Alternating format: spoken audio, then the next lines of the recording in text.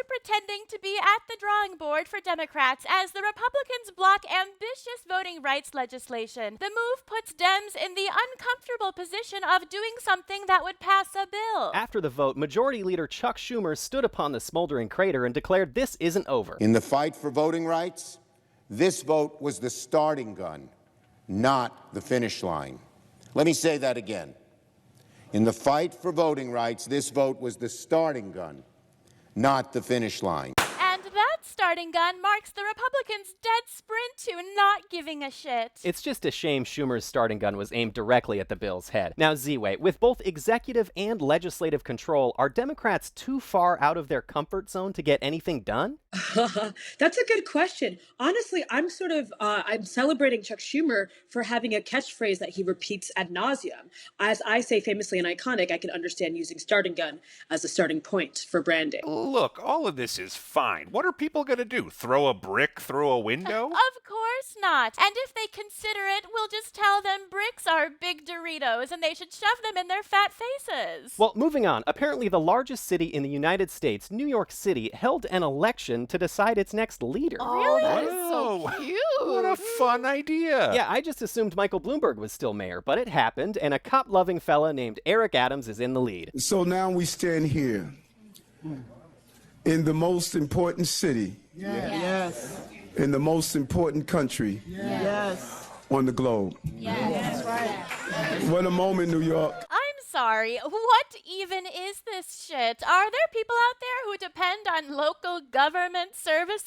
I don't know. I thought politics was a TV show starring Joe Biden, Donald Trump, and Don Lemon, and sometimes you see the actors at parties. But apparently, people actually depend on the government for things. Ziwe, you talked to Andrew Yang, who has now conceded. Why do you think his campaign failed, besides everything he did and his personality and policies? That's a good question. I think Andrew Yang is an icon, so I'm intrigued to see how he continues his political ambitions. You know, I'll say it. I didn't vote. I already have to come into the city once a week to do this show. I'm not coming in twice to weigh in on who should tell the snowplows to start in the Upper East Side and fan out from there. They had a vote during the summer. Who lives in New York during the summer? You know, I just remembered I threw my ballot on the train heading from East Hampton. I hope it got off at the right stop. Moving on, the Supreme Court says the NCAA can't ban some payments and benefits for college athletes. Here's Jen Psaki explaining why the government wants to take away our beloved unpaid crash ball. Today's decision recognizes that, as with all Americans, their hard work should not be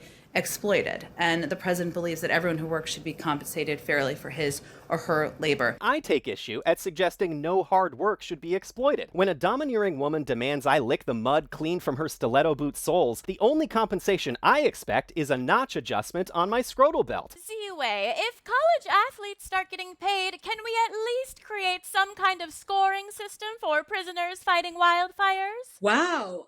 I think everyone should get paid more. So college athletes, each of them should get $2 million a day, and so should those fighting our fires. $2 million a day? These are athletes, not failed CEOs forced to step down. Well, this is just great for me. I told my housekeeper she's a varsity duster at Sarajevo University, so I didn't have to pay her. Now she's gonna demand lunch. Now, moving on. Cancel culture has claimed another innocent victim. Democratic senator who still gets an allowance from his grandparents, Sheldon Whitehouse. Family's been members. Your wife is one of the largest shareholders. Has there been any traction in that? Are there any minority members of the club now?